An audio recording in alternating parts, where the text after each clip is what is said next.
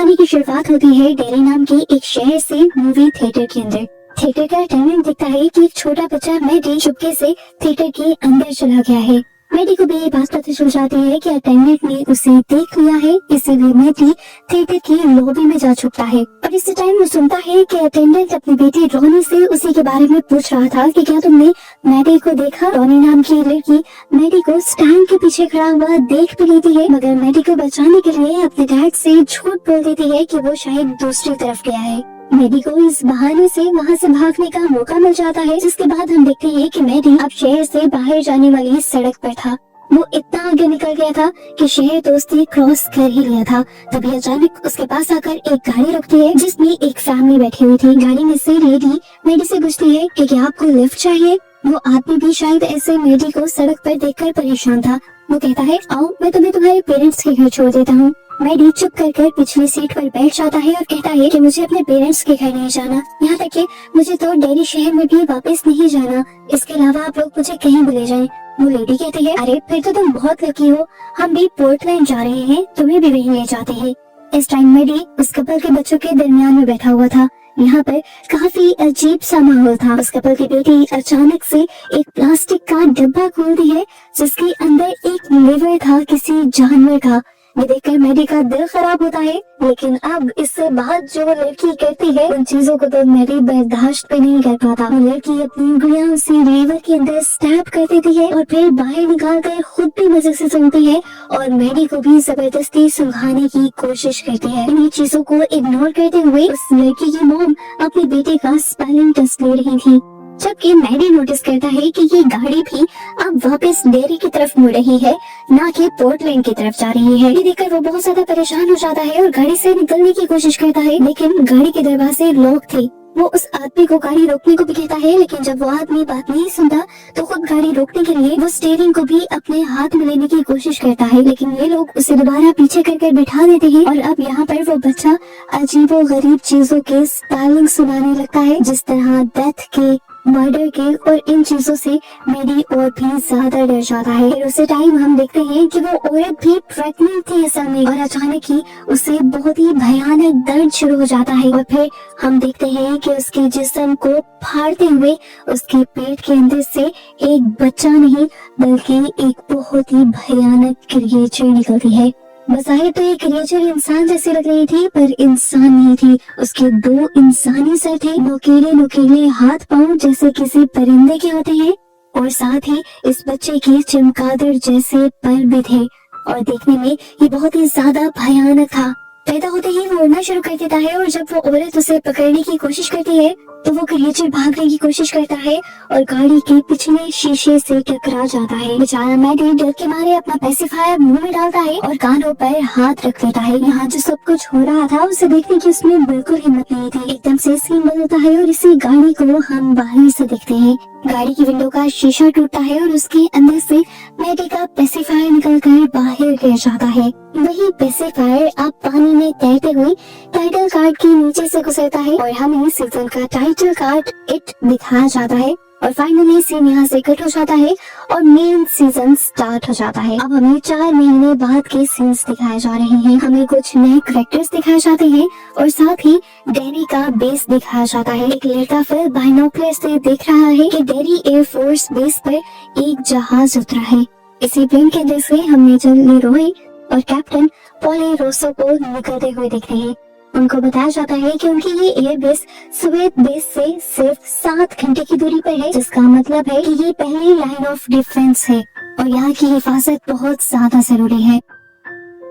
ये लोग यहाँ पर एक स्पेशल प्रोजेक्ट के बारे में बात करते हैं और इनकी बातों से हमें फील होता है कि यहाँ पर कुछ तो एबनॉर्मल है। सीन कट होकर अब हमें लोकल हाई स्कूल दिखाया जाता है और वहाँ पर हमें एक बच्ची लिली को दिखाया जाता है। लिली के लिए स्कूल का माहौल बहुत ही ज्यादा अजीब है, क्योंकि उसे बच्चे बहुत ज्यादा बुरी करते हैं। यहाँ तक कि जब वो कॉरिडोर से भी गुजरती है तो बच्चे उसे अजीब नजरों से देखते हैं। लिली अपना लॉकर खोलती है तो देखती है कि वहाँ पर बहुत सारे पिकल के जार्स रखे हुए हैं। उन्हीं में से एक जार को धागे के साथ उसके लॉक से बांधा गया था। लॉकर का दरवाजा खुलने पर वो जार नीचे गिर जाता है और सभी लोग उस पर बहुत ज्यादा हंसते हैं। और यहाँ पर लिली की दोस्त बाकी सब लोगों को उसे बुली करने के लिए डांटती भी है। दूसरी तरफ इस स्कूल में फिल और टैडी जो पहले एयरबेस के ऊपर नजर रख रहे थे, ये लोग एलियंस के बारे में बातें कर रहे होते हैं। फिल को एलियंस पर यकीन था और फिल को इस बात पर भी यकीन था कि एलियन बेस में कुछ तो गड़बड़ी चल रही है। वहाँ पर कुछ नॉर्मल नहीं लग रहा। वहाँ पर ये लोग जब भी दिखते हैं तो कुछ ना कुछ अब नॉर्मल फीलिंग आती है। फिल को लग रहा है कि मिलिट्री बेस वाले कुछ ना कुछ छुपा रहे हैं।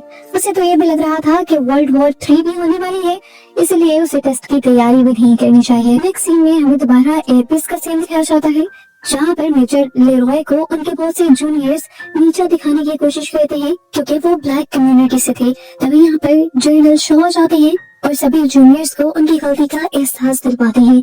दूसरी तरफ हमें दोबारा फिल और उसके दोस्त को दिखाया जाता है, जो अब पढ़ते पढ़ते दोबारा मैडी के बारे में बात करना शुरू हो गए थे। आज 4 महीने गुजर गए थे, लेकिन ना तो आज तक मैडी का पता चला था और ना ही पुलिस उसके डेड बॉडी ढूंढ पाई थी। पुलिस का ये मानना था कि मैडी कहीं पर भाग कर छुप चुका है। डैडी फिल से कहता है कि सब हमारी गलती थी, वो हमारी वजह से नाराज होकर घर से निकला था। उसकी मॉम ने हमें उसकी बर्थडे बचाने के लिए कैंडीज भी दी थी, पर उसके बावजूद हम उसकी बर्थडे भूल गए थे।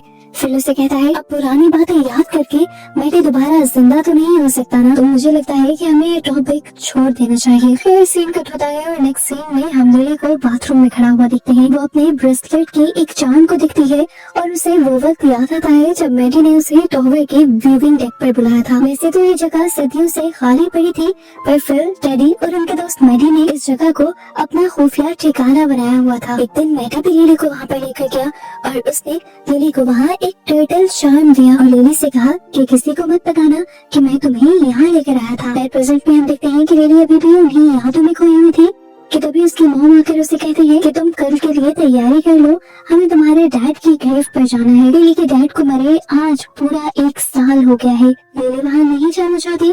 तब उसकी मॉम उससे कहती है कि तुम्हें बहादुर बनना होगा, सिर्फ तुम ही इस दुनिया में अकेले दुखी नहीं हो। बहुत से लोगों को बहुत बड़े बड़े दुख हैं, लेकिन वो अपनी लाइफ को नॉर्मल जीते हैं। लिली की मॉम के जाने के बाद लिली बाथटब भरने के लिए नल खोलती है तो अचानक उसे ड्रेन के अंदर से मैडी की आवाज सुनाई देती है। वो वही गाना गा रहा था जो इस सीजन के स्टार्ट में सुनाई दे रहा था। ये आवाज पहले तो लिली को डरा देती है, लेकिन फिर लिली को लगता है कि मैडी सीवर में फंस गया है।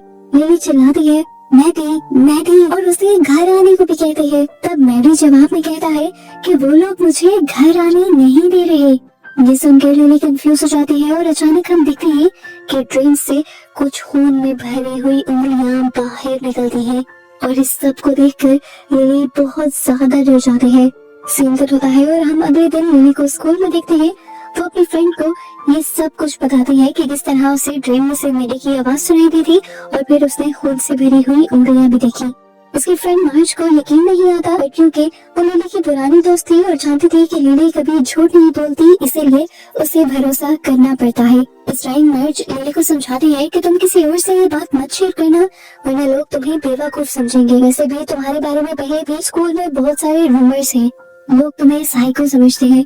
तुम समझ रही हो ना मेरी बात। इस टाइम तो लिली खामोश हो जाती है, लेकिन शाम होते ही लिली, फिल और टेडी यानी मैडी के दोस्तों से उसे टॉवर के व्यूइंग डेक पर मिलती है। वो पहले मैडी के मरने के बारे में बात करते हैं और फिर लिली उन्हें कल वाला सब कुछ बता देते हैं और मर्ज की तरह फिल और टेडी भी उसकी बातों पर यकीन नहीं करते। दूसरी तरफ मेजर लेरॉय जनरल शॉ से ऑफिस में मिलते हैं। यहाँ पर इनकी खुफिया बातों से हमें ये सीक्रेट पता चलता है कि लेरॉय को डेरी इसलिए बनाया गया था ताकि वो अपना कोरियन वॉर वाला काम खत्म कर सके। शॉ चाहते हैं कि लेरॉय आर्मी के नए B-52 जेट का टेस्ट करे और जरूरत पड़ने पर दुश्मन पर हमला करे। दूसरी तरफ हमें टेडी को दिखाया जाता है जो अपनी फैमिली के साथ जब डिनर कर रहा होता है, तभी अचानक वो अपने डैड से सवाल करता है कि क्या कोई बच्चा किडनैप होने के बाद जमीन के नीचे कैद कर रखा जा सकता है। उसकी पूरी फैमिली सवाल पर बहुत ज्यादा शौक हो जाती है और उसके डैड उसे ऐसे सवाल करने से मना करते हैं और उसे समझाते हैं कि हमारे बड़े बुजुर्गों ने बहुत बड़े बड़े दुख झेले हैं, उन्होंने हॉलोकॉस्ट भी देखे हैं, यानी बहुत से लोगों को एक ही टाइम पर कत्ल होते देखा है और तुम्हारा तो बस एक दोस्त गायब हुआ है। तुम ज्यादा दिन तक उसके सपने में नहीं रह सकते और तुम्हें दोबारा नॉर्मल होना पड़ेगा और अपनी पढ़ाई पर तवज्जो देनी पड़ेगी। टेडी बेचारा खामोश होकर अपने रूम में आ जाता है और कॉमिक बुक पढ़ने लग जाता है। एकदम से उसके पास रखा हुआ लैंप फ्लिकर करने लगता है और फिर उसके बाद बंद हो जाता है। कुछ देर अंधेरे के बाद जब लाइट वापस आती है तो सीन बहुत ही ज्यादा भयानक होता है। टेडी देखता है कि उसके लैंप का शेड बिल्कुल भर चुका है उनके जूइश लेडीज के कटे हुए चेहरों से। टेडी डर के मारे उस लैंप को टांग मारकर नीचे गिरा देता है और डर के मारे बेड से नीचे उतरकर टेबल के नीचे छुप जाता है। वो लैंप भी अब लड़खड़ाता हुआ उसकी तरफ आ जाता है और अचानक ही लैंप पर बने हुए चेहरे जोर जोर से उससे बातें करने लगते हैं। डर के मारे टेडी अपना चेहरा छुपा लेता है और जोर से चीख मार देता है। दोबारा से लाइट बंद हो जाती है और लैंप वापस घसरते हुए नाइट स्टैंड पर वापस आ जाता है। इसी टाइम पर उसका भाई इस रूम का दरवाजा खोलता है और टेडी को डर के मारे टेबल के नीचे छुपे हुए देखकर उसे यकीन नहीं आता कि ये उसी का भाई है, क्योंकि टेडी का भाई अपने आप को बहुत ज्यादा बहादुर समझता था। खैर अगले ही दिन टेडी जाकर अपने दोनों दोस्तों से मिलता है, यानी फिल से और लिली से, और उन्हें वो सारी बात बताता है जो रात में उसके साथ हुई थी। इस मर्तबा भी बात करते हुए वो वॉमिट करने लगा था, लेकिन अच्छी बात है कि इस मर्तबा उसके दोस्त उसकी बातों पर यकीन कर रहे थे। ये तीनों मिलकर फैसला करते हैं कि ये लोग मैडी की केस को खुद इन्वेस्टिगेट करेंगे और मैडी को ढूंढने की कोशिश करेंगे। वो लोग लाइब्रेरी में जाकर अब न्यूज इकट्ठी करने लगते हैं और केस से रिलेटेड सभी इंफॉर्मेशन लेने लग जाते हैं। फिल की छोटी बहन भी इनके साथ होती है। इस टाइम न्यूज को पढ़ते हुए इन्हें एक आर्टिकल मिलता है जिसमें लिखा हुआ था कि एक 12 साल के बच्चे और उसके डैड ने आखिरी मर्तबा मैडी को देखा था। आर्टिकल के एंड पर ये लोग पढ़ते हैं कि पुलिस ने मैडी को मरा हुआ बता दिया है और उसके मरने की रीजन वो होमिसाइड बता रही है, यानी घर वालों की वजह से उसने सुसाइड कर ली है, ऐसा पुलिस वाले कह रहे हैं। और पता नहीं क्यों ये तीनों बच्चे जानते हैं कि या तो मैडी जिंदा है या किसी मुश्किल में है, या फिर मैडी के गुमने के पीछे एक बहुत बड़ा राज छुपा है। इसीलिए ये तीनों रोनी के घर जाने का फैसला करते हैं, जिसने कहानी के स्टार्ट पे मैडी को बचाया था अपने डैड से। ये लोग जब रोनी को आकर बताते हैं कि हम आपसे मैडी के बारे में सवाल करने आए हैं, तो मैडी गुस्से से उन्हें घर से जाने को कहती है, क्योंकि पुलिस पहले ही उनके डैड पर मर्डर का इल्जाम लगा चुकी थी। ये लोग यहाँ से उदास होकर जाने लगते हैं और लिली अपने दोस्तों को वो गाना सुनाने लगते हैं जो रोज ड्रेन के अंदर से मैडी की आवाज में उसे सुनाई देता है। ये गाना ऐसा था कि ज्यादा लोगों ने नहीं सुना हुआ था। रोनी उन लोगों को रोकती है और बताती है कि मैं जानती हूँ ये गाना मैडी ने कहाँ सुना है। ऐसे यहाँ से कट हो जाता है और हम दो आदमियों को देखते हैं जिन्होंने गैस मास्क पहना हुआ था और वो मेजर लेरॉय पर हमला करने के लिए आते हैं। उनका मकसद लेरॉय को नुकसान पहुंचाना नहीं था, वो बस न्यू जेट B-52 के स्पेक्स मांगने के लिए आए थे। मेजर लेरॉय गद्दार नहीं थे, वो अपने आप को बचाने के लिए कोई भी इंफॉर्मेशन इन मास्क पहने हुए आदमियों को नहीं देते, बल्कि उल्टा उनसे लड़ने लग जाते हैं, यहाँ तक कि एक कुत्ते को गिराकर उसी की गन छीनकर उसी पर तान देते हैं।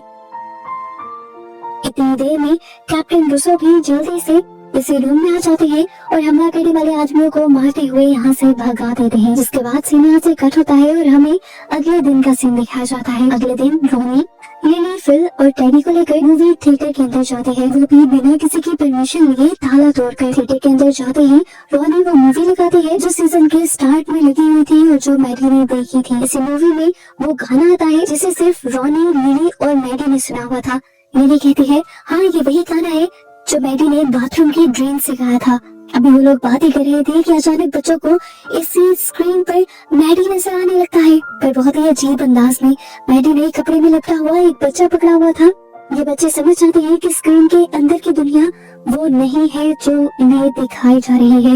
वो समझ गए कि वो स्पिरिचुअल दुनिया है और ये असल दुनिया है। बच्चे मैडी को इनकरेज करने लगते हैं कि मैडी उस दुनिया से निकलकर, स्क्रीन से निकलकर इस असली दुनिया में आ जाओ, पर मैडी असली दुनिया में आने से इनकार कर देता है। वो पहले अपना सर उस बच्चे के अंदर छुपा लेता है और जैसे ही सर ऊपर करता है तो उसके चेहरे पर बहुत ही भयानक और घिनौनी मुस्कुराहट होती है। मैडी अब उस बच्चे को जोर से स्क्रीन की तरफ फेंकता है और हैरान कुन तौर पर वो बच्चा स्क्रीन फाड़ कर बाहर भी निकल आता है।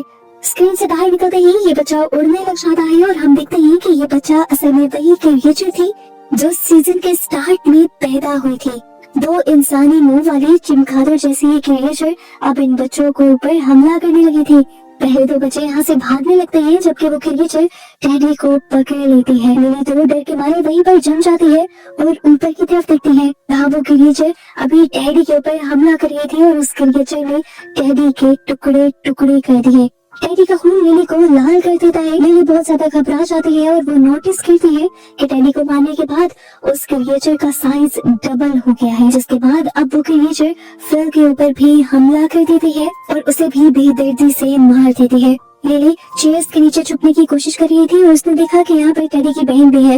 ये दोनों नीचे से ही एक दूसरे के हाथ पकड़ लेते हैं, मगर तभी वो क्रिएचर उस छोटी बच्ची के ऊपर भी हमला कर देती है और उस बेचारी बच्ची को भी मार देती है। लिली डरते हुए दरवाजे की तरफ जाती है जहाँ दूसरी तरफ रोनी थी और रोनी ने दरवाजा खोल दिया था। बाहर आते ही ये लोग अंदर दरवाजे को लॉक कर देते हैं ताकि वो क्रिएचर बाहर न निकल पाए, लेकिन अब तक भी काफी देर हो चुकी थी। लिली के 3 दोस्त मारे गए थे। ये दोनों एक दूसरे के गले लगकर रोने लग जाते हैं और इस टाइम डर भी रहे होते हैं क्योंकि अंदर से लगातार अभी भी उस क्रिएचर की आवाजें आ रही हैं। वो क्रिएचर बहुत ही भयानक तरीके से हुर्रा रहा है। रोनी लिली से जैसे ही दूर होती है तो लिली नोटिस करती है कि इस टाइम उसके हाथ के अंदर अभी भी उसी बच्ची का हाथ था जिसका उसने थिएटर के अंदर पकड़ा था, और इसे देखकर वो और भी ज्यादा जोर से चिल्ला देती है और उसकी चीख के साथ ही अचानक उसकी आंख खुल जाती है और पता चलता है कि ये लिली का ख्वाब था। उसने यहाँ पे प्रे की कि सब जो उसने देखा है वो उसका वहम ही हो, वो उसका ख्वाब ही हो, मगर उसकी प्रे काम नहीं करती क्योंकि जो सब उसने देखा था उसे पता चला कि वो सब सच था। इस टाइम पुलिस उसके घर के बाहर थी। मेडी के बाद 3 बच्चों के और गायब होने की खबर सुनी गई थी और पुलिस अब उन बच्चों को ढूंढ रही थी। बच्चों के गायब होने की हकीकत असल में रोनी और लिली को ही पता है और वो दोनों इस टाइम सदमे में है। इधर दिखाया जाता है कि रोनी के डैड भी अपनी बेटी को नॉर्मल करने की कोशिश कर रहे हैं पर वो कुछ भी नहीं बोल रही। वो इस टाइम बिल्कुल खामोश है क्योंकि वो सदमे में है जो कुछ उसने देखा है उसकी वजह से। दूसरी तरफ दिखाया जाता है कि लेरॉय की फैमिली भी अब टेरी ही आ गई थी। लेरॉय का बेटा विल नए घर के लिए बहुत ज्यादा एक्साइटेड था, लेकिन इस शहर में आकर उसे अजीब सा डर महसूस होने लगा था। लेरॉय मजाक में अपनी बेटी को टेलीस्कोप देकर कहता है कि तुम इससे नेबर्स की जासूसी कर लो, लेकिन विल भी बहुत ही समझदारी से इनकार कर देता है। दूसरी तरफ हमें हाई स्कूल में दिखाया जाता है कि हालात बहुत ज्यादा खराब है, बच्चों में बहुत ज्यादा डर भी है और लिली भी अभी तक स्कूल नहीं आ रही, जबकि लिली की एक ही दोस्त वो भी अब मशहूर होने के लिए अजीब से लड़कियों के ग्रुप का हिस्सा बन गई है और उनके साथ मिलकर बाकी बच्चों का उन्हीं की तरह मजाक उड़ाती है। आज जब रोनी और लिली दोनों स्कूल आते हैं तो कॉरिडोर में रोनी को देखकर सब लोग उसे घूरने लग जाते हैं और लिली बगैर हिचकिचाए रोनी के पास आ जाती है। लिली की पुरानी दोस्त मर्श आकर उसे अपने ग्रुप की तरफ लेकर जाने लगती है, लेकिन अब लिली अपना हाथ छुड़वा लेती है क्योंकि उसे अब किसी ग्रुप की परवाह नहीं थी। उसके दोस्त मर चुके थे और अब उसे सिर्फ रोनी के साथ रहना था क्योंकि वही थी जो उसका दुख समझ सकती थी। मेजर लेरॉय का बेटा विल भी इसी स्कूल में आता है और उसका पहला दिन बहुत ही बुरा गुजरता है क्योंकि यहाँ पर सभी लोग मिलकर उसे बहुत ज्यादा बुली करते हैं। लेकिन यहाँ विल को भी एक लड़का मिल जाता है जो उससे हमदर्दी करता है और उसे बुली करने वाले लोगों से बचा लेता है। फिर सीन कट होता है और दूसरी तरफ हमें मेजर लेरॉय को दिखाया जाता है जिन्हें पता चला है कि पिछली रात उन पर हमला करने वाले कोई गद्दार या जासूस नहीं थे, बल्कि उनकी अपनी ही आर्मी के लोग थे जो लेरॉय के ब्लैक होने की वजह से उन्हें पसंद नहीं करते थे। इसके बाद सीन कट होकर हमें रोनी को दिखाया जाता है जब वो सो रही थी तो अचानक डरकर उसकी आंख खुल जाती है। उसका दम घुटने लगता है क्योंकि अब उसका कंफर्टर किसी इंसानी खाल में बदल गया था और उसके बेड के इर्द गिर्द इतना जोर से लिपट गया था कि रोनी अंदर घुटने लगी थी। ये एनवायरनमेंट इस तरह खून से भर जाता है कि जैसे इस टाइम रोनी किसी के जिस्म के अंदर है। एकदम से ही ये खाल फटती है और रोनी की मोम अंदर आ जाती है और अजीब अंदाज में रोनी से कहती है कि मेरी मौत की जिम्मेदार भी तुम हो और उन बच्चों की मौत की जिम्मेदार भी तुम हो। इस टाइम ऐसा लगता है कि रोनी अपनी मोम के पेट के अंदर है और रोनी की अम्बिलिकल कॉर्ड कोई खींच लेता है और खींचने वाला है एक मॉन्स्टर जो इस टाइम रोनी को खाने वाला था। इस भयानक पीली आंखों वाले काले मॉन्स्टर को देखकर रोनी बहुत ज्यादा डर जाती है और जोर से चिल्लाती है और प्रेजेंट में दिखाया जाता है कि वो सब चीजें यहाँ से गायब हो गई थी। उसकी चीख सुनकर उसके डैड यहाँ पर आते हैं और उन्हें लगता है कि रोनी ने एक बुरा ख्वाब देखा है, पर रोनी जानती थी कि यहाँ पर जो कुछ भी हुआ था वो सच में हुआ था और रोनी बहुत ज्यादा डर चुकी थी। सीन कट होकर दूसरी तरफ हमें 3 मिलिट्री ऑफिसर्स को दिखाया जाता है जो पुलिस के साथ मिलकर किसी चीज की इंटेरोगेशन कर रहे थे, पर लोकल पुलिस उन्हें अपनी इस इंटेरोगेशन का हिस्सा नहीं बनाती, उन्हें निकाल देती है। लेकिन उसके बावजूद भी छुपकर ये लोग पुलिस पर नजर रखते हैं और जिस साइट पर पुलिस इंटेरोगेशन के लिए खुदाई कर रही थी काफी देर तक छुपकर वहां नजर रखते हैं। लेकिन तभी अचानक एक ऑफिसर की तबीयत खराब होने लगती है, ऐसे जैसे किसी एनर्जी ने उनके ऊपर कोई असर कर दिया था।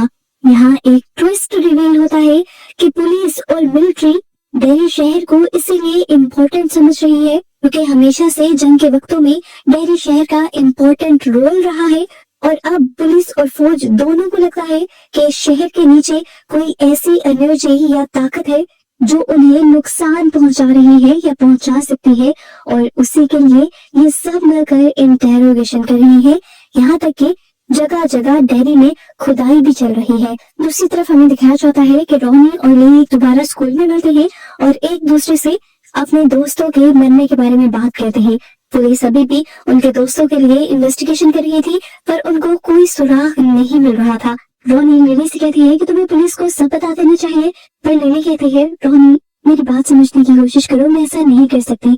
मेरी पास्ट मेडिकल हिस्ट्री है, मेरी मेंटल हेल्थ अच्छी नहीं थी, मुझे लोग साइको समझते थे और अगर इस तरह की कोई भी बात मैंने उन लोगों के सामने कर दी तो वो मेरी बात पे यकीन करने के बजाय मुझे दोबारा से साइको समझने लगेंगे और मेंटल हॉस्पिटल वापस भेज देंगे।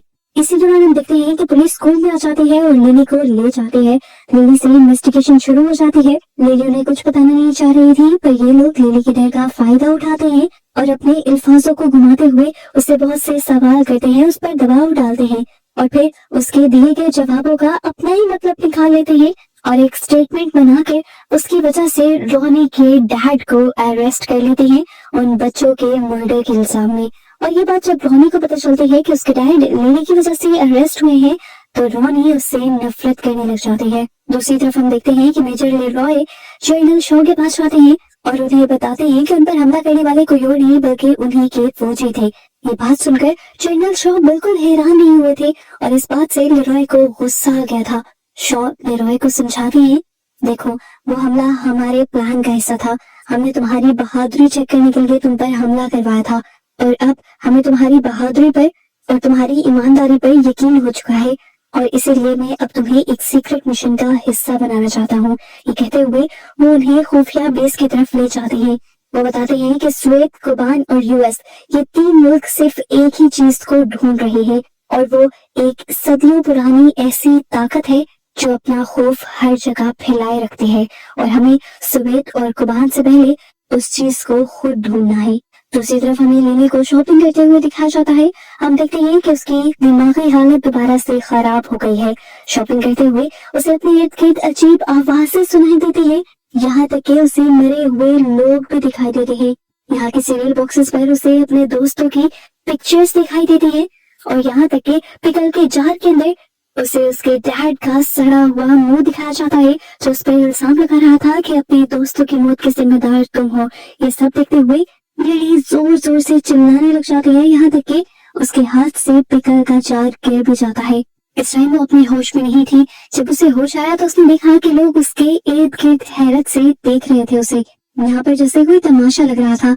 सभी लोग समझ गए थे कि लिली दोबारा से साइको हो चुकी है, इसलिए लिली को दोबारा साइकेट्रिक हॉस्पिटल भेज दिया जाता है। सीन कट होता है और हमें कुछ फौजियों को दिखाया जाता है जो डिगिंग साइट पर है। यहाँ से खुदाई करते हुए इन्हें एक कार मिलती है जिस कार के अंदर अभी भी कुछ ह्यूमन स्केलेटन्स थे। ये कार लगभग 1930s की थी। इस कार के मिलने की वजह से मिलिट्री के लोगों को लगता है कि ये लोग उस एंशिएंट पावर के बहुत ज्यादा करीब आ चुके हैं जिसे ये लोग ढूंढ रहे हैं।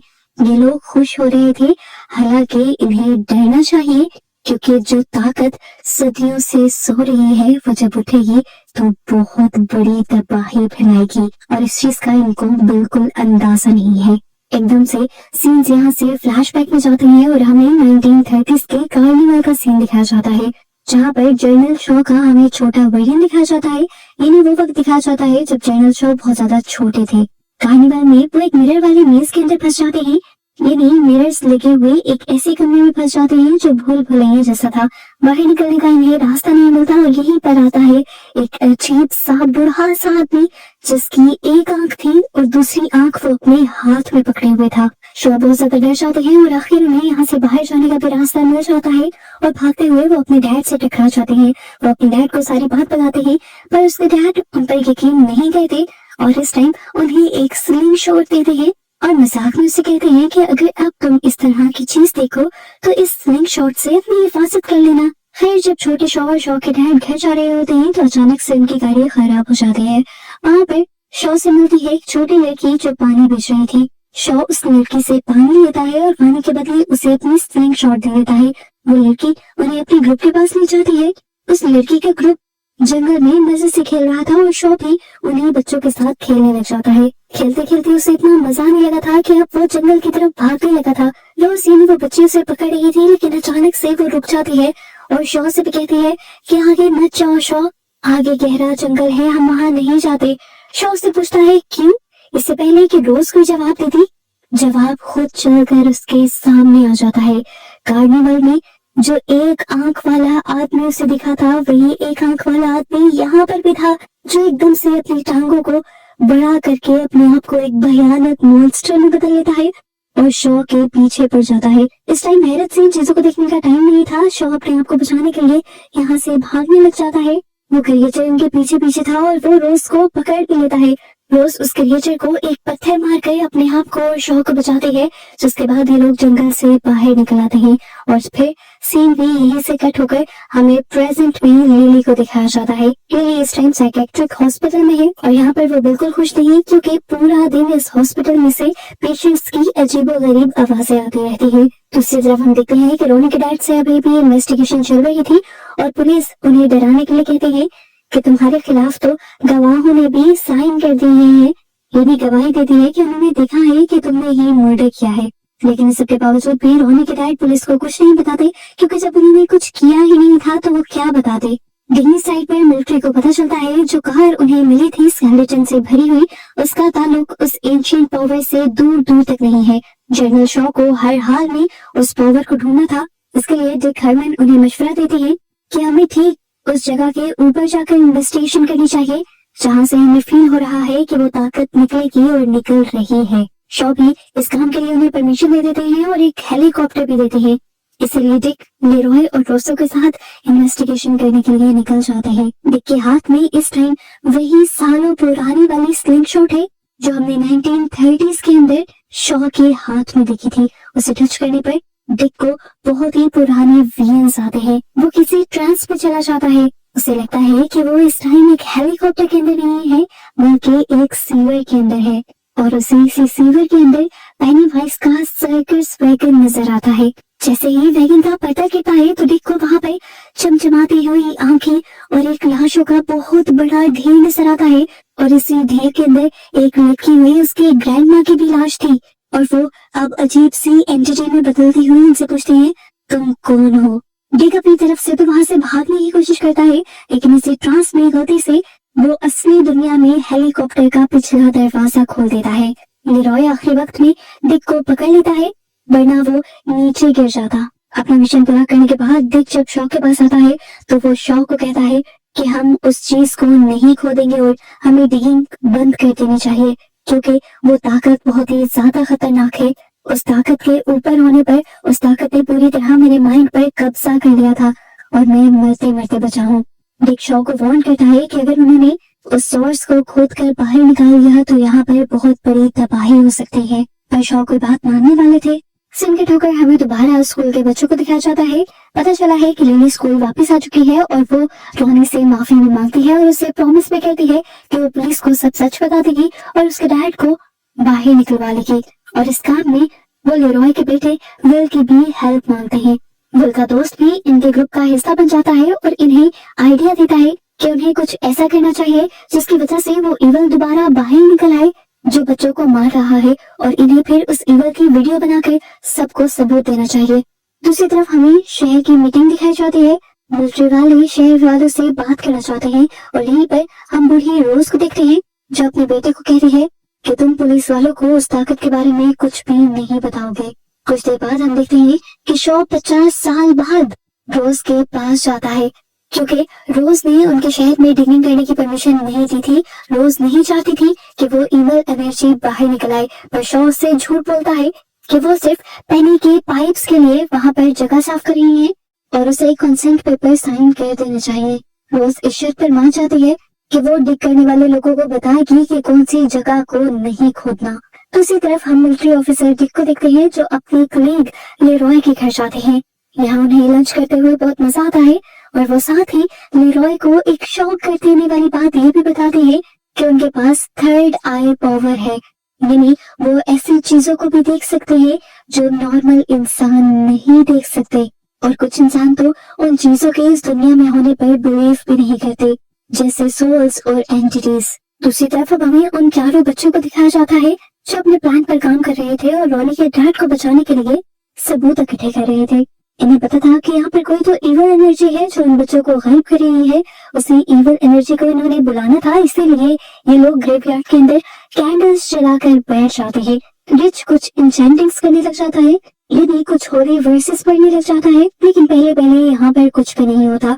रॉनी को लगता है कि ये सब तमाशा है, इसीलिए वो लिली को लेकर जैसे ही यहाँ से जाने लगती है तो तब रिवील होता है यहाँ का असली सच। यहाँ की नेगेटिव पावर्स उन्हें घेर लेती हैं, उनके दिमागों पर कब्जा कर लेती हैं और वो जहाँ से बाहर निकलने की कोशिश कर रहे थे, वो जंगल से बाहर निकलने का रास्ता एकदम से एक पोर्टल में बदल जाता है। ये लोग जितना उस पोर्टल के अंदर जाने के लिए साइकिल चलाते हैं, उतना ही उससे दूर जाते रहते हैं और इसी पोर्टल के अंदर इन्हें अपने मरे हुए 3 दोस्त लटके हुए नजर आते हैं। एकदम से यहाँ की जमीन फटने लगती है। ये लोग बहुत ज्यादा पैनिक हो जाते हैं और यहाँ से भागने की कोशिश करते हैं, लेकिन लिली फिर भी अपने आप पर काबू पाते हुए इन सारी चीजों की पिक्चर्स बना लेती है ताकि वो सबूत इकट्ठा कर पाए। विल इस टाइम इन सब लोगों से अलग हो जाता है और किसी ट्रांस में एक पुरानी बिल्डिंग की तरफ खींचा चला जाता है। विल उस बिल्डिंग के अंदर चला जाता है और विल को वहाँ पर एक बहुत ही भयानक बूढ़ा और पीला हाथ नजर आता है।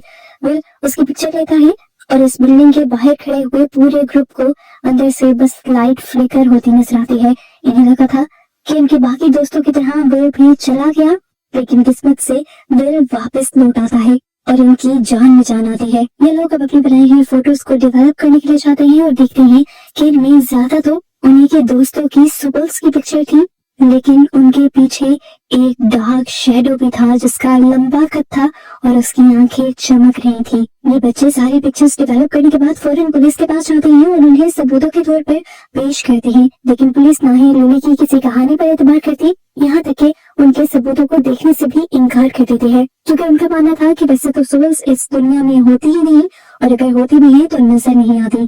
इस टाइम जो क्राउन की तरह की दिखने वाली फिगर इन तस्वीरों में नजर आ रही थी, जिसकी आंखें चमक रही थी, पुलिस उसके बारे में कहती है कि ये जस्ट एक स्टैचू है जिसकी आंखों के अंदर लाइट लगाई गई होगी। बच्चे बहुत ज्यादा उदास हो जाते हैं और वो समझ पर जाते हैं कि बड़े उनकी बातों पर यकीन नहीं करेंगे। सभी लोग अपने अपने घर आ जाते हैं और सबसे ज्यादा जो उदास था वो विल था। विल की मॉम को उसकी उदासी की वजह स्कूल लगता है, इसलिए वो कहती है कि तुम कुछ दिन स्कूल ना जाओ। इसीलिए विल घर पर रह जाता है और लेरॉय उसे लेकर पिकनिक मनाने निकल जाते हैं, लेकिन रास्ते में ही लेरॉय की गाड़ी खराब हो जाती है और मजबूरन इन्हें एक लेक के पास उतरना पड़ता है। लेरॉय जब अपनी गाड़ी ठीक कर रहे होते हैं तो विल को कोई चीज नदी के करीब ले जाती है और नदी के अंदर उसे वही एंटिटी दिखाई देती है, पर इस मर्तबा उसके डैड की शक्ल में जिसकी आंखें नहीं थी। वो एंटिटी उसे पानी में खींचने लग जाती है और वह जोर जोर से चिल्लाने लग जाता है। लेरॉय अपने बेटे को डूबता हुआ देख लेते हैं और वो फौरन उसे बचाने के लिए आते हैं और उसे उस एंटिटी से खींचकर बाहर भी ले आते हैं। लेरॉय देखते हैं कि उनके बेटे के हाथ पर किसी के पंजों के निशान थे और वो समझ गए कि उसके ऊपर किसी ने हमला किया था। यही इसी नदी के अंदर फिर ये लोग रेड कलर का बैलून भी उड़ता हुआ देखते हैं और इस चीज से ये लोग समझ जाते हैं कि यहाँ पर कोई इवल एंटिटी है, कोई इवल पावर है जो इन्हें तंग कर रही है। तो इस तरफ स्कूल में दिखाया जाता है कि लिली की पुरानी दोस्त मर्ज जिन नए लोगों के साथ मिल गई थी, वो नई लड़कियां दोबारा लिली को तंग करने का और उसे बुली करने का प्लान करती हैं। तो मर्ज को काफी बुरा लगता है। मर्ज लिली को ये सारी बातें बताने आ ही रही थी और उसे वार्न करना चाह रही थी, पर तभी अचानक से उसके ऊपर कोई चीज हावी हो जाती है। वो किसी चीज के पोजेशन में आ जाती है, यानी कोई चीज, कोई एंटिटी उसके ऊपर कब्जा करने लगती है। उसे डर लगता है, ऐनक उसके उतर कर गिर जाती है और उसके बाद उसकी आंखें फटकर बाहर आने लगती हैं। दर्द से चिल्लाते हुए वो एक दूसरे रूम में चली जाती है और वहां पर तो उसकी हालत और भी बुरी हो जाती है। वो अपना चाकू निकालकर अपनी ही आंखों में मारने की कोशिश करती है और यहाँ पर लिली जो उसे रोकने आई हुई थी, वो उसके ऊपर बैठकर जब उसे रोकने की कोशिश करती है तो चीखें सुनते हुए बाकी सभी स्टूडेंट्स यहाँ आ जाते हैं और सबको लगता है कि मर्ज को मारने वाली और कोई नहीं बल्कि लिली ही है। यहाँ दिखाया जाता है कि जनरल शॉ लेरॉय को लेकर एक ऐसे रूम में जाते हैं जहाँ डिक पहले से ही मौजूद है और उसके ऊपर कुछ साइकिक एक्सपेरिमेंट हो रहे हैं। क्योंकि जैसा हमें पहले बताया कि डिक के पास स्पेशल आई है, वो मॉन्स्टर्स को भी देख सकता है, इसीलिए वो एक लड़की की यादों के जरिए उस मॉन्स्टर को देखने की कोशिश करता है जिसका कब्जा डेरी शहर पर है। और वो वेंस के जरिए पास्ट में जाकर देखता है कि लाखों साल पहले ये क्रिएचर एक फॉलन स्टार के तौर पर आसमान से जमीन पर गिरी थी। लोगों को जब उस क्रिएचर के बारे में पता चला तो उन्होंने उसी फॉलन स्टार के टुकड़े से एक ऐसा डैगर बनाया, यानी एक ऐसा खंजर बनाया जो उस क्रिएचर को मार सकता है। उस डैगर से लड़ा तो जा सकता था मॉन्स्टर से, मगर उसके बावजूद भी मॉन्स्टर को कंट्रोल में रखना बहुत ज्यादा मुश्किल हो गया था। इसलिए एक जवान लड़की ने मॉन्स्टर को कमजोर करने के बाद फॉलन स्टार के 13 टुकड़े किए और डेरी शहर में ऐसी जगह पर दबाए जिससे एक गोल सर्कल बन गया और उस सर्कल के अंदर फिर वो एंटिटी कैद हो गई। वेन के खत्म होने से पहले वो लड़का डिक को बताता है कि उन टुकड़ों को ढूंढने के लिए उन्हें पुराने कुएं के नीचे के टनल में जाना होगा। डिक के वेन से बाहर निकलने के बाद उस लड़की को यहाँ से ले जाया जाता है। अब जनरल शॉ इरल को बताते हैं कि वो लड़का जिसके वेन्स के अंदर इस टाइम डिक गया था, वो असल में उन लोगों का बेटा है जो सदियों से उन पिलर्स की हिफाजत करते आ रहे हैं ताकि वो मॉन्स्टर डेरी शहर को नुकसान न पहुंचाए।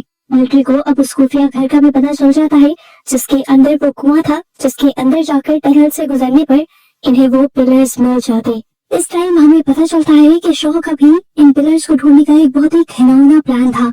वो जानते थे कि वो ताकत सदियों से सो रही है और अभी भी सोई रह सकती है, लेकिन वो इस ताकत को जगाना चाह रहे थे ताकि वो अपने दुश्मन मुल्कों पर हमला कर सके और किसी को शक में ना हो कि ये चाल यूएस की है। और इस तरह उनके लोगों की जान खतरे में आए बगैर वो लोग जंग जीत भी जाएंगे। रॉय को शॉ का ये प्लान सुनकर बहुत ज्यादा गुस्सा आ जाता है क्योंकि इसकी वजह से सिर्फ दुश्मन मुल्क ही नहीं बल्कि उनकी फैमिलीज भी खतरे में आ सकती थी। सीन कट होता है और हमें दिखाया जाता है कि लिली जाकर हॉस्पिटल में अपने दोस्त से मिलती है। उसकी दोस्त अभी भी बच गई थी पर उसकी एक आंख जाया हो गई थी। लिली उससे माफी मांगती है और पता चलता है कि लिली को पुलिस पकड़ कर ले जाती, मगर मर्श ने झूठ बोलकर लिली को बचा लिया था, ये कहते हुए कि उसकी ग्लासेस टूटकर उसकी आंख में लगने की वजह से ये सारा हादसा हुआ था। सीन कट होता है और हम देखते हैं कि लिली अपने दोस्तों के साथ दोबारा वहीं जाते हैं जहाँ पर ये लोग जाया करते थे। यहाँ पर इन्हें मैरी दिख जाता है जो बहुत ही ज्यादा कमजोर है और डरा हुआ है। वो यहाँ पर इन्हें कहता है कि पेनीवाइज ने यानी उसके क्रिएचर ने उसे जानबूझकर जिंदा रखा हुआ है ताकि उसके खौफ के जरिए उसे पावर मिल सके और वो ताकतवर हो सके। मेरी यहाँ पर इन लोगों को बताता है कि फिर यानी उनका दोस्त भी जिंदा है मगर वो बोल या हिल नहीं सकता। मेरी बताता है कि पेनीवाइज के वो क्रिएचर दिन के वक्त सोती है, इसी वजह से उसे भागने का मौका मिल गया है। सीन कट होकर हमें शहर का सीन दिखाया जाता है जहाँ पर रोनी की डैड को हथकड़ियां लगाकर बस की तरफ ले जाया जा रहा था। तभी वहाँ पर अचानक हंगामा शुरू हो जाता है और कोई उस आदमी के ऊपर हमला करने की कोशिश करता है क्योंकि उसे लग रहा था कि उसके बेटे को रोनी की डैड ने मारा है। जिसके बाद सीन यहाँ से कट होता है और दूसरी तरफ जनरल शॉ रोज से मिलते हैं जो शॉ को बताते हैं कि उनको वो पुरानी यादें वापस आ रही है जो किसी दवाइयों की वजह से उनकी चली गई थी। वो उन्हें बताते हैं कि मुझे उस क्रिएचर के बारे में बहुत अच्छे से याद है, वो बहुत ही खतरनाक है। मुझे ये पता है कि उसे कंट्रोल तो किया जा सकता है, लेकिन अगर उसका इस्तेमाल हम दूसरों को नुकसान पहुंचाने के लिए करेंगे तब हम लोग जरूर खतरे में पड़ेंगे, क्योंकि मैं जानती हूँ फिर उसे कंट्रोल करना मुश्किल हो जाएगा। तुम अगर उसे किसी को बर्बाद करने के लिए इस्तेमाल करोगे तो वो तुम्हें भी बर्बाद कर देगा। खैर रोज मिलिट्री को उसका मकसद पूरा करने के लिए वो डैगर भी दे देती है जिसे और कोई नहीं बल्कि रोज का बेटा ही इस्तेमाल कर सकता था, जिसके वेन्स के अंदर जाकर डिक ने सारी हिस्ट्री भी पता चलाई थी। ये लोग अब उस डैगर को लिए उस टनल के अंदर चले जाते हैं और यहाँ से होता है असली खतरनाक सफर शुरू। दूसरी तरफ लिली भी अपने सभी दोस्तों को वहीं इकट्ठा करती है जहाँ पर वो मिलते थे। मेरी भी अब सीवर से निकलकर यहाँ पर वापस आ जाता है और इन सबसे कहता है कि तुम्हें वहाँ सीवर के अंदर बाकी लोगों को बचाने के लिए नहीं जाना चाहिए। पर लिली सब लोगों को मजबूर करती है कि हम सीवर के अंदर जाएंगे और अपने बाकी दोस्तों को भी बचा कर लाएंगे। जाने से पहले लिली सबको अपनी मॉम की एंजाइटी पिल्स देती है ताकि सब लोग अपने ऊपर काबू पा सकें। एक तरफ से तो फौज उस टनल के अंदर जा रही थी, दूसरी तरफ से हम देखते हैं कि ये बच्चे भी इसी टनल के अंदर आ चुके हैं। टनल के अंदर जाते ही पेनीवाइज यानी वो क्रिएचर इन सब बच्चों के सामने इनके डर ले आता है ताकि इनके डर से वो खुद को स्ट्रॉन्ग कर पाए और इन बच्चों को अलग कर दे। ये बच्चे अलग अलग हो भी जाते हैं और इनके वेन्स इन्हें डराने लगते हैं। इधर इसी टनल के अंदर डिक को भी अपने बचपन का वियन नजर आने लग जाता है, जो भी पेनीवाइज उसे दिखा रहा था उसे डराने के लिए। इसी तरह बाकी आम सोल्जर्स को भी यहाँ पर अजीबोगरीब वियन आते हैं। वो यहाँ पर एक पीली आंखों वाली क्रिएचर देखते हैं जो बाकी लोगों को मार रही थी। वो उससे डर जाते हैं और उसकी तरफ गोलियां चलाने लगते हैं। रोज का बेटा भी जो इनकी मदद करने आया हुआ था, उसके हाथ से भी उसका डैगर नीचे गिर जाता है और लेरॉय को भी यहाँ पर अपनी वाइफ खड़ी हुई नजर आती है। लेरॉय का माइंड स्ट्रॉन्ग था, वो समझ गया कि ये उसकी वाइफ नहीं है बल्कि उसका एक फॉल्स वर्जन है, उसका शैडो है जो पेनीवाइज उसे दिखा रहा है। इसलिए वो उसके ऊपर गोली चला देता है और ये सब कुछ यहाँ पर खत्म हो जाता है। बच्चों के सामने भी सारे वियंस खत्म हो जाते हैं और वो बच्चे भी दोबारा इकट्ठे हो जाते हैं और इसी दौरान इन्हें अपने पीछे से अजीब सी सरसराहट सुनाई देती है। ये लोग जब पीछे मुड़ के देखते हैं तो इनको एक बहुत बड़ा शौक लगता है। पानी के अंदर से एक लाश बाहर निकल रही थी जो किसी और की नहीं थी बल्कि मैडी की थी और इस लाश का इतना बुरा हाल हो चुका था कि वो आधी से ज्यादा खाई गई थी। ये देखकर वो सारे डर जाते हैं और समझ जाते हैं कि अब तक जिस मैडी से ये लोग बात कर रहे हैं वो असल में पेनीवाइज ही है, जो मैडी का रूप लेकर इनको डराने के लिए और अपने कब्जे में लेने के लिए आया है। पेनीवाइज भी जब ये सोचता है कि बच्चों को तो हकीकत पता चल रही है तो वो बच्चों के सामने अपनी असलियत में आ जाता है, अपने डरावने पेनीवाइज वाले रूप में आ जाता है। हुलिया तो उसका एक क्लाउन्स वाला था लेकिन दिखने में वो बहुत ही भयानक था और असली शक्ल में आते ही वो बच्चों पर झपट पड़ता है उन्हें मारने के लिए। बच्चे अपनी जान बचाने के लिए यहाँ से निकलने के लिए भागते हैं पर लिली गिर जाती है और पीछे रह जाती है। दूसरी तरफ से लेरॉय और उसके साथियों को भी बच्चों की चीखें सुनाई देती हैं।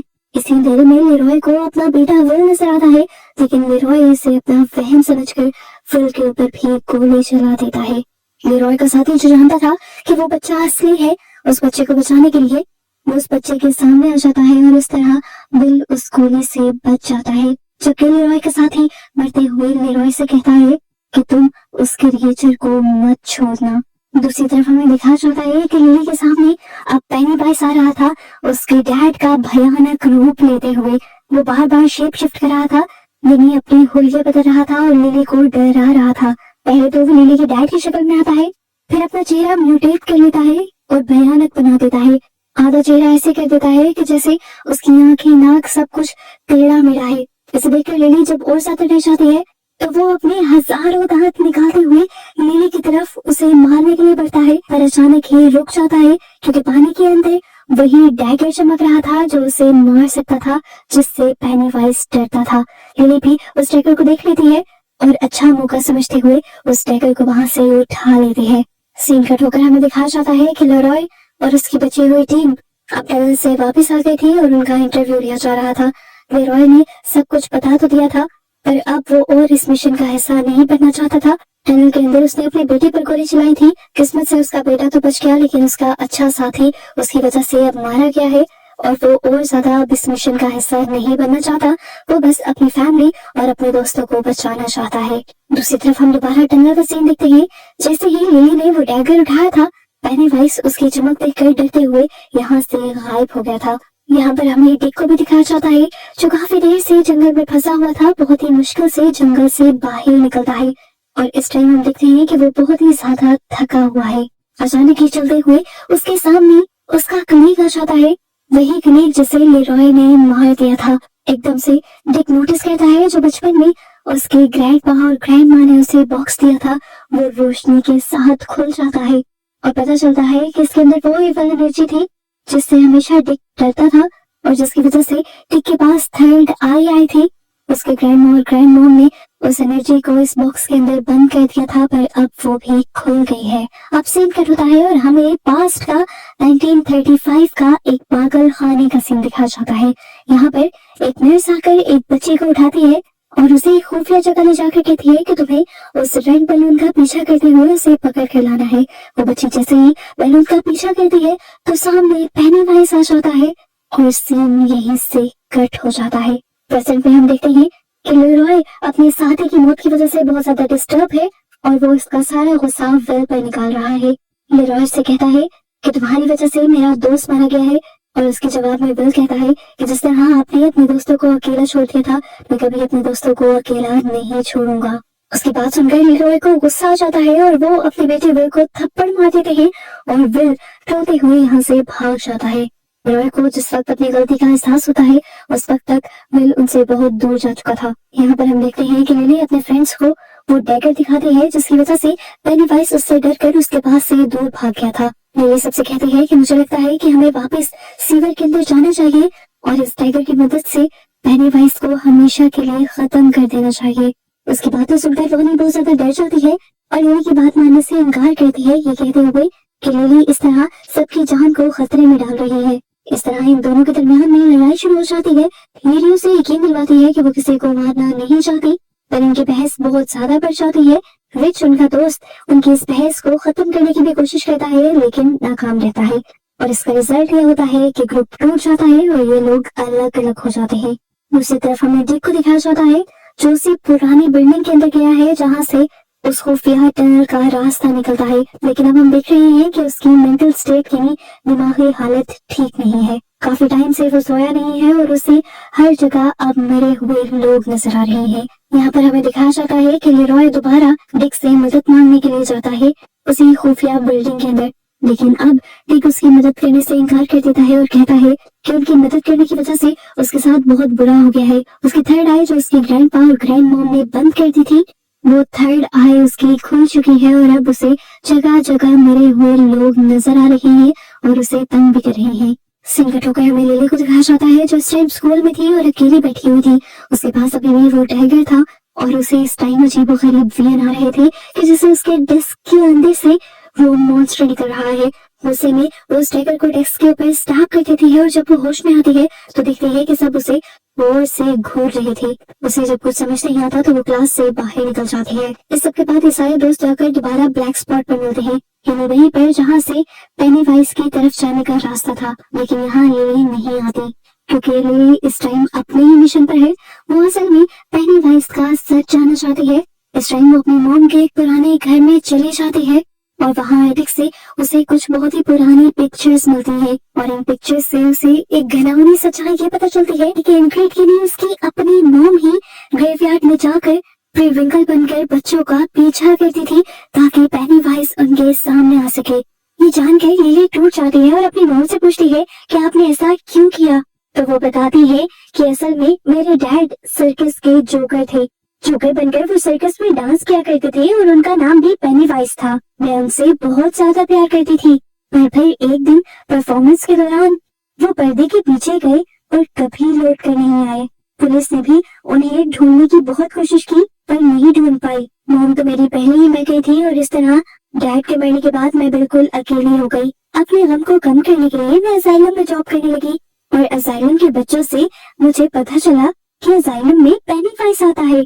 ये सुनकर मुझे बहुत खुशी हुई। मुझे लगा कि मेरे डैड वापस आ गए, लेकिन वो रोज नहीं आते थे। उनकी एक झलक को देखने के लिए मैं कई अरसे तक तरसती थी और फिर मुझे पता चला कि वो तो बच्चों को लेने के लिए यहाँ आते हैं। फिर मैं रोज उन्हें देखने के लिए एक बच्चे को एक खुफिया जगह ले जाने लगी जहाँ से वो बच्चा गायब हो जाता था, पर मुझे पेनीवाइज की एक झलक दिख जाती थी। वो कब जानती थी कि ये वाला पेनीवाइज असल में एक इविल क्रिएचर है, ना कि उनके डैड। अपने डैड के प्यार में वो बच्चों को सैक्रिफाइस करती रही और उन्हें आज भी इस चीज का पछतावा नहीं था। ये सब कुछ जानकर लिली बहुत ज्यादा डर जाती है और गुस्से में घर से निकल जाती है और चीखें मारते हुए साइकिल चलाना शुरू कर देती है। यहाँ डेरी के लोगों में बहुत ज्यादा टेंशन बनी हुई है। डेरी के लोगों को लगता है कि रोनी के डैड सारे बच्चों को किडनैप कर मार रहे हैं और इस टाइम क्योंकि वो जेल से भाग चुके हैं तो लोग बहुत ज्यादा डरे हुए हैं। लोगों को कंट्रोल में करने के लिए और उनके पैनिक को कम करने के लिए पुलिस जानती है कि उन्हें रोनी के डैड को ढूंढना होगा। अब रोनी के डैड को पकड़ने के लिए सब लोग ब्लैक स्पॉट की बिल्डिंग को 8 किट से घेर लेते हैं। जिसके बाद यहीं से सीन कट होकर हम फ्लैशबैक में 1908 का सीन दिखाया जाता है। हम पेनीवाइज को देखते हैं बॉब ग्रे सर्कस में परफॉर्म करते हुए। इस टाइम पेनीवाइज बहुत ही ज्यादा मशहूर था और बच्चे उसके दीवाने थे। अपनी परफॉर्मेंस खत्म करने के बाद जैसे ही पेनीवाइज वापस अपने रूम के अंदर जाता है तो उसे एक अजीब सा बच्चा मिलता है जो तेरे मुंह के साथ पेनीवाइज से कहता है कि क्या तुम मेरे पेरेंट्स को ढूंढने में मेरी मदद करोगे। पेनीवाइज नाम का वो जोकर मान जाता है और उसके पीछे जंगल में चला जाता है उसके मॉम डैड को ढूंढने के लिए, लेकिन उसके बाद वो कभी वापस नहीं लौटता। पुलिस वाले सब लोग उसके लिए इन्वेस्टिगेशन करते हैं, लेकिन किसी को भी पेनीवाइज फिर दोबारा नहीं मिलता। बस उसके खून में सने हुए कपड़े मिलते हैं, जिससे पुलिस वाले ये अंदाजा लगाते हैं कि जरूर उन्हें भेड़ियों ने खा लिया होगा। सीज दोबारा प्रेजेंट में आ जाते हैं, जहाँ पे सब लोग अब रोनी के डैड को ढूंढने की कोशिश कर रहे हैं। डिक रोनी के डैड को बाहर निकलने से मना करता है, क्योंकि वो जानता है लोग उसके ऊपर बहुत ज्यादा गुस्सा है और उसे मार देंगे। पर रोनी के डैड जब बात नहीं सुनते और बाहर निकल आते हैं, तो उसे देखकर लोगों का जुनून भड़क जाता है और लोग इस ब्लैक स्पॉट बिल्डिंग को आग लगा देते हैं। इसी भड़कती हुई आग के अंदर डिक को वो पेनीवाइज यानी इविल क्रिएचर नजर आ जाती है, जो इस टाइम उसे डरा रही थी और उसके डर की वजह से अपने आप को मजबूत कर रही थी। डिक को अब अपनी तीसरी आई की वजह से यहाँ पर बहुत सारी और भी क्रिएचर और सोल्स नजर आते हैं और वो बहुत ज्यादा डर जाता है। जबकि यहाँ पर आए बाकी लोग जो कि सीजन के मेन कैरेक्टर हैं, वो अपने आप को किसी तरह इस आग से निकालने में कामयाब हो जाते हैं। हम देखते हैं कि इस टाइम वो सारे बच्चे भी इसी ब्लैक स्पॉट पर आए हुए थे। मर्ज और रिच भी इस टाइम उस ब्लैक स्पॉट बिल्डिंग के अंदर थे। मर्ज को बचाने के लिए रिच उसे एक संदूक के अंदर बंद कर देता है और खुद उसके ऊपर लेट जाता है और अपने आप को सेक्रीफाइस करते हुए वो मर्ज की यानी अपने दोस्त की जान बचा लेता है। हम देखते हैं कि लिली की मॉम आज दोबारा प्रीविंकल की शक्ल में ड्रेसअप होती है, जिस शक्ल में वो सर्कस में डांस किया करती थी, और सड़क पर निकल जाती है। इसी टाइम पर उनके सामने पेनीवाइज आ जाता है और यहाँ एक लड़की के ऊपर हमला करके उसका मर्डर कर देता है। पर लिली की मॉम बस चुप करके सब कुछ देखते रह जाते हैं और यहाँ पर लिली की मॉम को एहसास हो जाता है कि जिस पेनीवाइज को वो अपना समझ रही थी, वो पेनीवाइज कोई इंसान नहीं बल्कि एक शैतान था और उसके अपने तो इस दुनिया से जा चुके थे। इस शैतान ने बस पेनीवाइज वाला हुलिया लिया हुआ था, जिसकी वजह से वो काफी अरसे तक उसके दिमाग से खेलता रहा और उससे बच्चों का सैक्रिफाइस लेता रहा। इस टाइम पेनीवाइज को भी समझ आ जाता है कि लिली की मॉम उसकी असलियत जान गई है, इसलिए वो भी उस लड़की को अपना असली रूप, असली ताकत दिखाकर बहुत ज्यादा डरा देता है। इस ताकत के असर के बाद लिली की मॉम बस जिंदा तो रह जाती है, लेकिन पागल हो जाती है। आगे पूछने के बाद हमें दिखाया जाता है कि मर्ज भी ब्लैक स्पॉट से जिंदा बाहर निकल आई थी, लेकिन अब वो बहुत ज्यादा ट्रॉमाटाइज थी। सीन कट होकर हमें पता चलता है कि लेरॉय और डिक इस टाइम जंगल के अंदर थे और उन पिलर्स को ढूंढने की तैयारी कर रहे थे, जिसके जरिए पेनीवाइज को दोबारा से कैद किया जा सकता था। यहाँ पर डिक को बहुत सारे वेन्स आ रहे थे, वो बहुत ज्यादा डर रहा था, लेकिन इसके बावजूद भी वो लेरॉय से कहता है कि तुम लोग मेरा पीछा करो, मैं तुम्हें एक पिलर तक पहुंचा दूंगा। क्योंकि इस टाइम उसे अपने वेन्स पे एक लड़की नजर आ रही थी जो उसे उस पिलर तक ले जा रही। फाइनली थोड़ी सी खुदाई करने पर इन्हें टर्टल शेल के अंदर बंधा हुआ वो पत्थर मिल जाता है, जिसे पिलर का नाम दिया जा रहा है। ये लोग देखते हैं कि ये पत्थर उसी मटेरियल का बना हुआ है जिस मटेरियल का वो डैगर बना हुआ है जो रोज ने इन लोगों को दिया था। जनरल शॉ इन लोगों से कहते हैं कि इस पिलर को जमीन से बाहर निकाल लिया जाए, लेकिन लेरॉय को डर है कि ऐसा करने पर पूरा डेरी शहर खतरे में पड़ जाएगा। लेकिन शॉ इन लोगों की बात नहीं मानते। ये लोग पिलर बाहर निकाल लेते हैं और पिलर के बाहर निकलते ही हम देखते हैं कि पेनीवाइज एक्टिव हो जाता है और सीधा विल के घर पहुंच जाता है। विल के घर जाते ही वो जोर से चीख मारता है और विल रोशनी के अंदर डूब जाता है और उसकी आंखें बिल्कुल सफेद पड़ जाती हैं, जिसका मतलब था कि उसने विल को अपने कब्जे में ले लिया। अब क्योंकि पेनीवाइज इस शहर पर अपना कब्जा बनाने वाला था, तो वो पहले अपने आने का सबूत देता है और पूरे डेरी शहर को धुएं से घेर देता है। ऊपर की तरफ से हमें डेरी का एक लुक दिखाया जाता है जो पूरा का पूरा धुएं से भर चुका था। इन लोगों ने उस पिलर को, उस पत्थर को तबाह करने के लिए जलाया था और जैसे ही वो पत्थर पूरी तरह जला, पेनीवाइज की सारी ताकतें उसे मिल गई और वो पूरी तरह आजाद हो गया। हम देखते हैं कि ये धुआं तेजी से हाई स्कूल की तरफ बढ़ रहा था और अब पेनीवाइज स्कूल के इंटरकॉम का इस्तेमाल करते हुए प्रिंसिपल की आवाज में सब बच्चों से कहता है कि सभी बड़े बच्चे इस स्कूल से बाहर निकल जाएं और सभी छोटे बच्चे जिम के अंदर इकट्ठा हो जाएं। इसकी वजह से जिम के अंदर 100 से ज्यादा बच्चे इकट्ठे हो जाते हैं। हम देखते हैं कि अचानक से स्पॉटलाइट प्रिंसिपल के ऊपर गिरती है, पर अब प्रिंसिपल जिंदा नहीं थी। असल में पेनीवाइज प्रिंसिपल को पपेट की तरह चला रहा था। वो प्रिंसिपल को पहले ही मार चुका था। पेनीवाइज अब सारे बच्चों पर अपना जादू कर देता है और बच्चे हवा में तैरने लगते हैं और धुन में घूमते हुए पेनीवाइज की वैगन की तरफ खींचे चले जाते हैं। यहाँ पर लिली और उसके दोस्तों का सारा ग्रुप इस टाइम अपने स्टैंड पाइप पर था, जिस टाइम उनके करीब वो धुन पहुंचती है। ये लोग समझ जाते हैं कि कुछ तो गड़बड़ी है। ये लोग वहाँ से उतरकर शहर की तरफ जाने लगते हैं तो इन्हें अपने दोस्त विल के गायब होने के पोस्टर नजर आते हैं।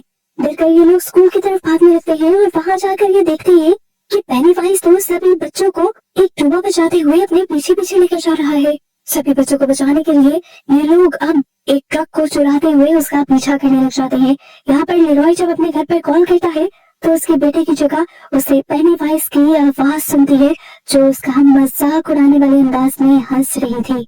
लेरॉय समझ गया था कि उनके बेटे की जान खतरे में है, इसलिए वो फौरन डिक के पास जाते हैं जो इस टाइम खुद सुसाइड करने वाला है अपने वियंस की वजह से। लेरॉय उससे भीख मांगता है कि प्लीज मेरे बेटे को बचा लो और डिक मरने से पहले इस काम को करने के लिए मान जाता है। हम देखते हैं कि जनरल शॉ भी अब मॉनिटर्स के जरिए उस फॉग को पूरे डेरी शहर में बढ़ता हुआ देख रहे थे।